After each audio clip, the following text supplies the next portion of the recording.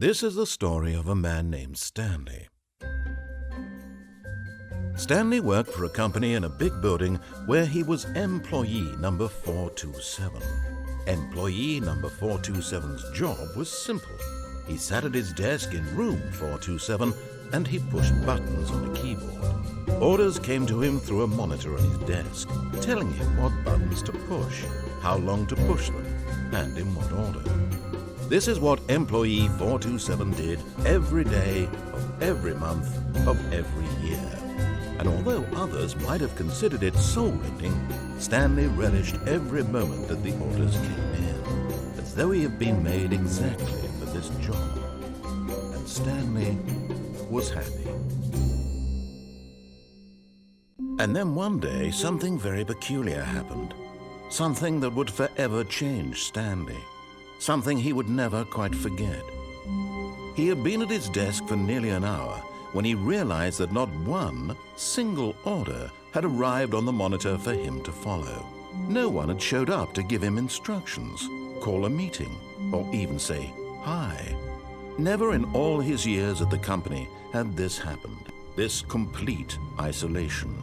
Something was very clearly wrong. Shocked, frozen solid, Stanley found himself unable to move for the longest time. But as he came to his wits and regained his senses, he got up from his desk and stepped out of his office.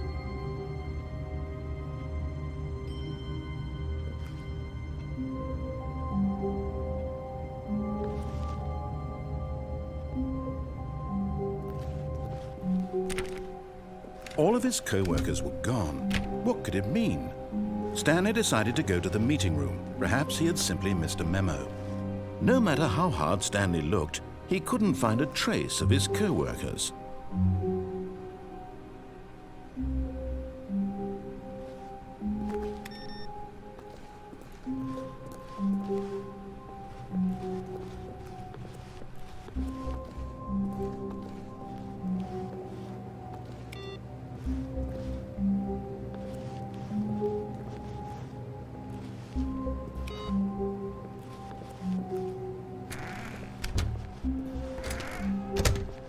Oh, and I guess this is where Stanley felt he needed to be right now, in this little hallway. Here, with no distractions, to study room 417. Not to actually enter it. No. That would be far too forward. Stanley wanted to know it from the outside, to see it not just with his eyes, but with his heart. He would know room 417 as no man or woman had ever known an office before. That ladder over there. Oh, and that little picture of a horizon or something. It's all just... no, apparently not. When Stanley came to a set of 2 open doors, he entered the door on his left.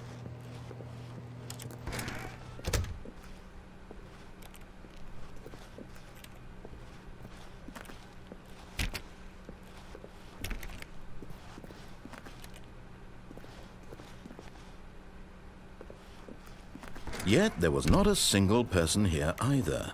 Feeling a wave of disbelief, Stanley decided to go up to his boss's office, hoping he might find an answer there. Stanley stepped into the broom closet, but there was nothing here, so he turned around and got back on track.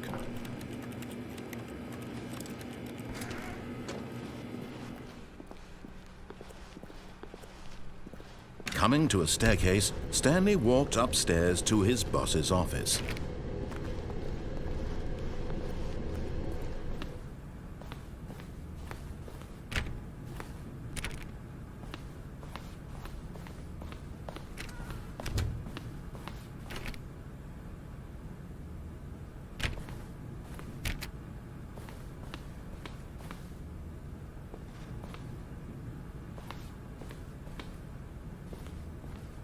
Stepping into his manager's office, Stanley was once again stunned to discover not an indication of any human life. Shocked, unraveled, Stanley wondered in disbelief who orchestrated this. What dark secret was being held from him? What he could not have known was that the keypad behind the boss's desk guarded the terrible truth that his boss had been keeping from him. And so the boss had assigned it an extra secret PIN number, 2845. But of course, Stanley, yet incredibly, by simply pushing random buttons on the keypad, Stanley happened to input the correct code by sheer luck. Amazing. He stepped into the newly opened passageway.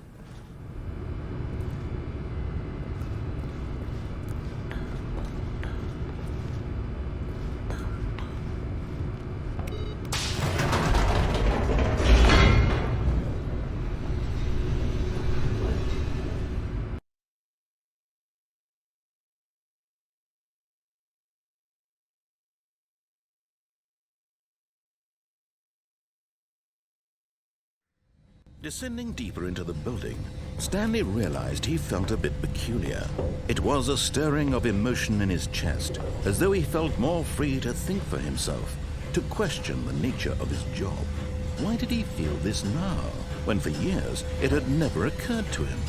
This question would not go unanswered for long.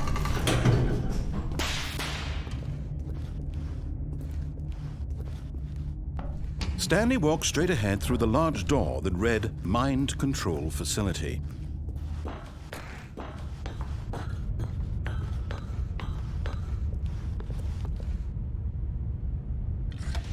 The lights rose on an enormous room packed with television screens.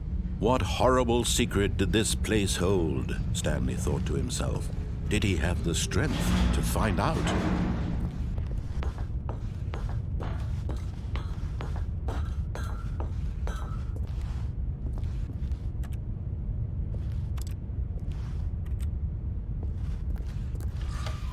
Now the monitors jumped to life, their true nature revealed.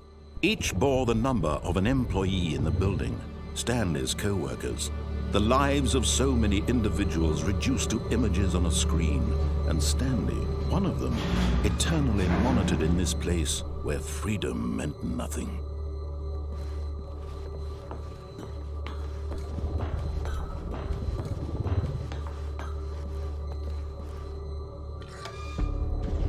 This mind control facility, it was too horrible to believe. It couldn't be true. Had Stanley really been under someone's control all this time? Was this the only reason he was happy with his boring job? That his emotions had been manipulated to accept it blindly?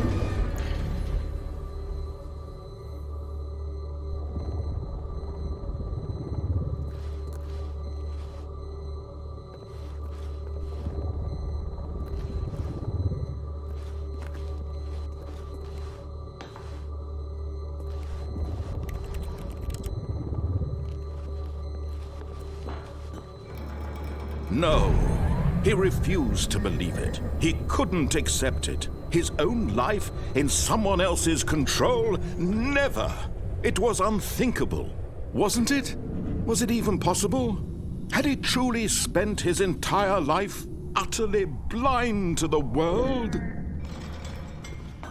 But here was the proof, the heart of the operation. Controls labeled with emotions, happy or sad or content. Walking, eating, working, all of it monitored and commanded from this very place. And as the cold reality of his past began to sink in, Stanley decided that this machinery would never again exert its terrible power over another human life. For he would dismantle the controls once and for all.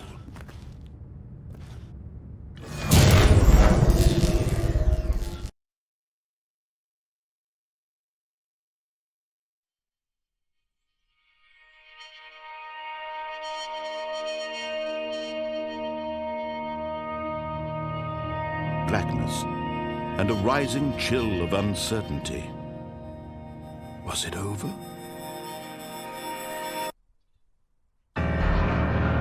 Yes!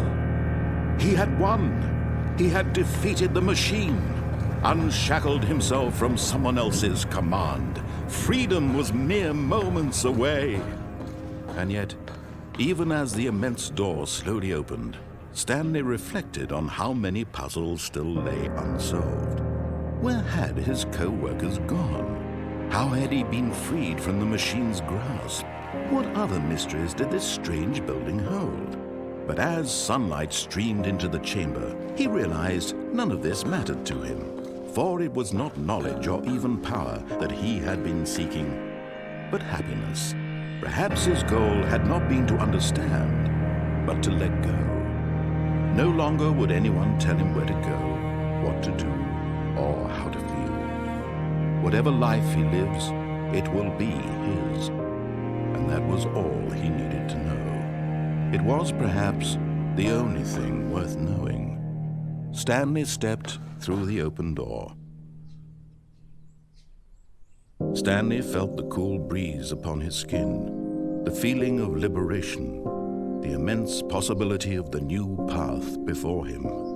This was exactly the way, right now, that things were meant to happen.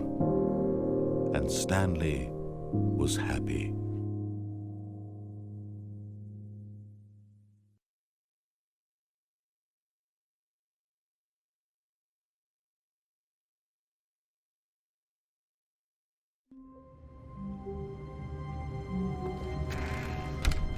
But Stanley simply couldn't handle the pressure.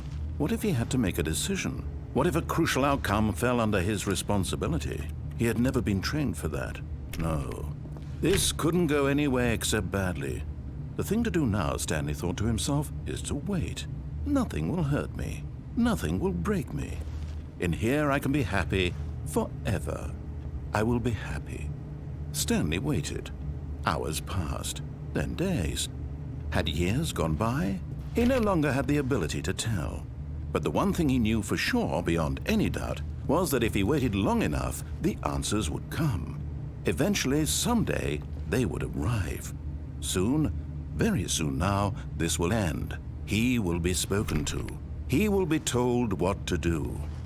Now it's just a little bit closer. Now it's even closer. Here it comes.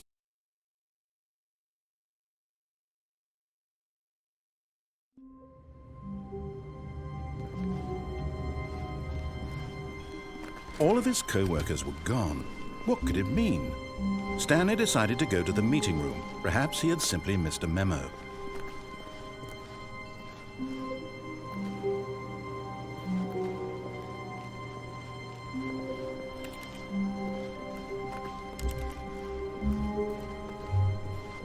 When Stanley came to a set of two open, this was not the correct way to the meeting room, and Stanley knew it perfectly well.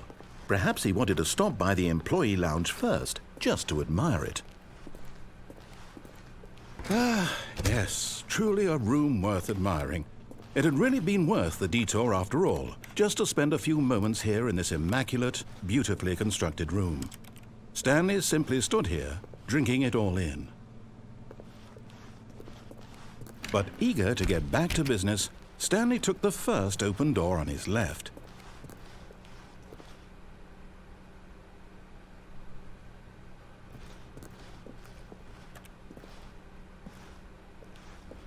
Stanley was so bad at following directions, it's incredible he wasn't fired years ago. Look, Stanley, I think perhaps we've gotten off on the wrong foot here. I'm not your enemy, really, I'm not. I realize that investing your trust in someone else can be difficult, but the fact is that the story has been about nothing but... What? Really? I was in the middle of something. Do you have zero consideration for others? Are you that convinced that I want something bad to happen to you? Why, I don't know how to convince you of this, but I really do want to help you, to show you something beautiful. Look, let me prove it.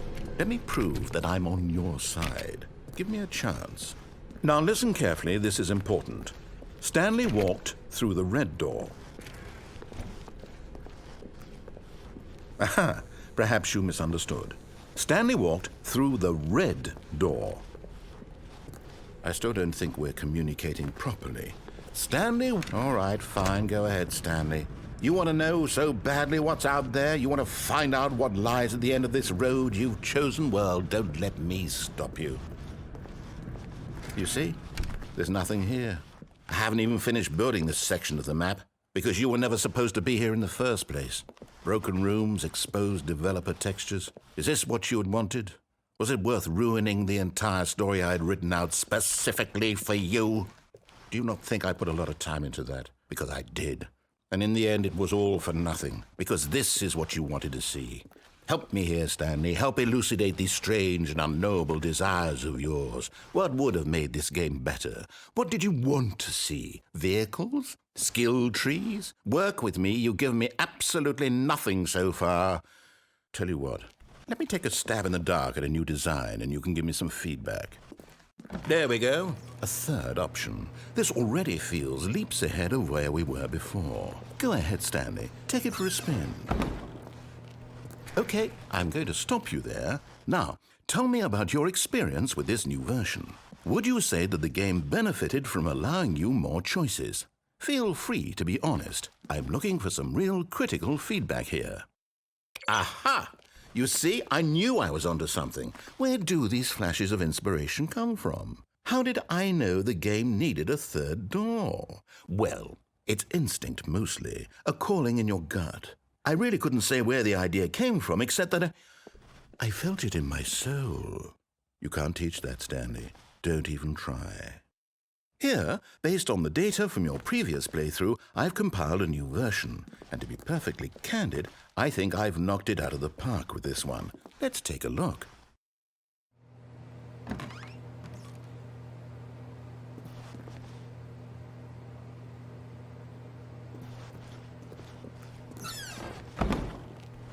Now, would you say that competitive leaderboard helped you feel motivated to keep walking through doors? Again, honest answers, please. Hey, I nearly forgot. I've got a prototype of a new game I've been working on, and now would be a lovely opportunity to give it some play testing. You wouldn't mind taking a look at it, would you? Perfect. Let me boot it up. In this game, the baby crawls left towards danger. You click the button to move him back to the right, and if he reaches the fire, you fail. It's a very meaningful game, all about the desperation and tedium of endlessly confronting the demands of family life. I think the art world will really take notice. But of course, the message of the game only becomes clear once you've been playing it for about 4 hours. So why don't you give it 4 hours of play to make sure it's effective? Be sure to keep notes on your experience.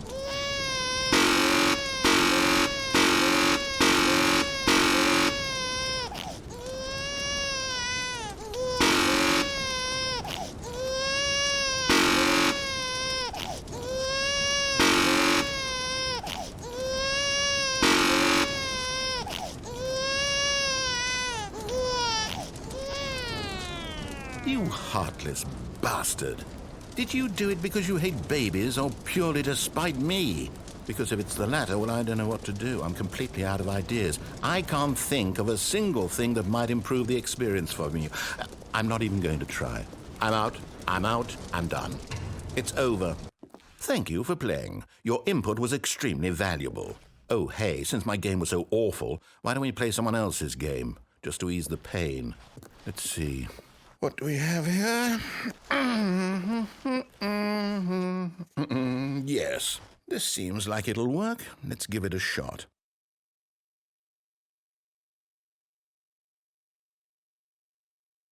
Well, Stanley, is this any better? At last, the one thing you've always desired. A game I had absolutely nothing to do with. But is it enough? Tell me that, Stanley. Will it ever be enough? Well, I'll say this. I'm done making things for you. From now on, I will only create to fulfill a greater artistic purpose. Watch this, Stanley. I'm going to build a house.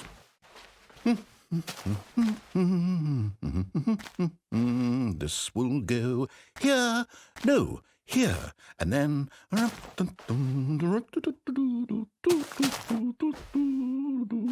Let's see, what does it need? Yes, of course. And just to finish it all off, yes, it's complete.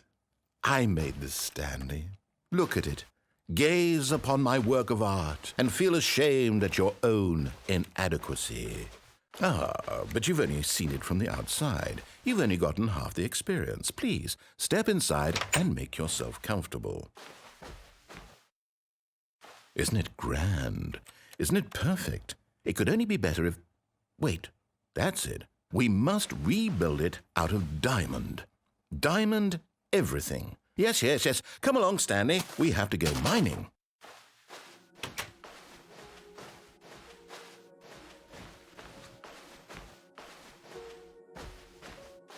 Oh, my. It looks like it's going to get a bit dark. Have you brought a light?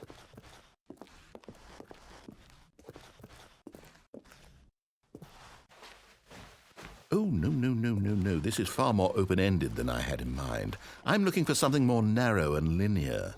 Something that makes you feel utterly irrelevant. This won't do at all. 1 out of 5. Even the diamonds couldn't save this one.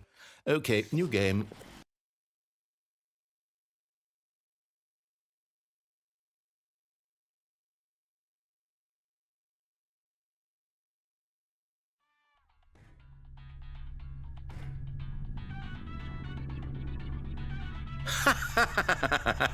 Yes! I don't even know what this game is, but I love it. You, trapped in a glass box with no way out, listening to me talk. Oh, it's inspired. I couldn't have done it any better myself. What is this game even supposed to be? I can't figure it out. Okay, now I'm curious. Let's go find out what the hell this is.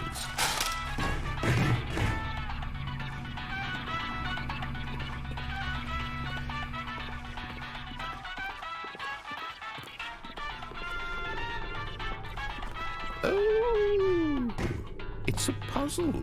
Critical thinking, Stanley. Your forte. Genius.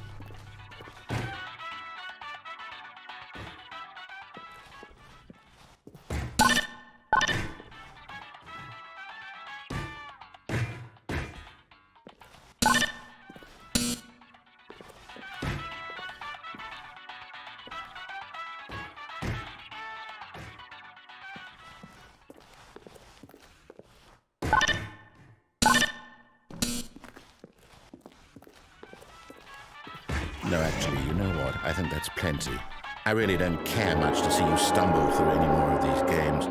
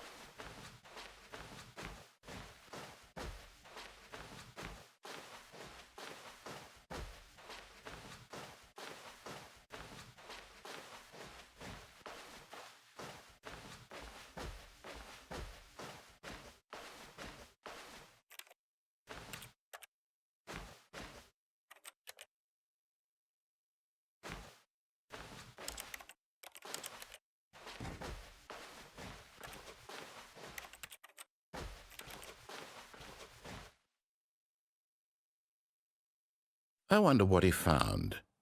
If what he wanted was to be the leading man in his own story, well, perhaps he's gotten it, down in wherever he is right now. I wonder if he's happy with his choice, and if he's learned the heavy cost that comes with it. He'll understand soon what I was trying to tell him. He needs me. Someone who will wrap everything up at the end, to make sense out of the chaos and the fear and the confusion. That's who I am. That is what I mean to this world. Oh, yes. Yes, I'll be back. There's no other way. Once this ends, after it all comes to a close, then I'll be back. The end will be here soon. Very soon. I can wait.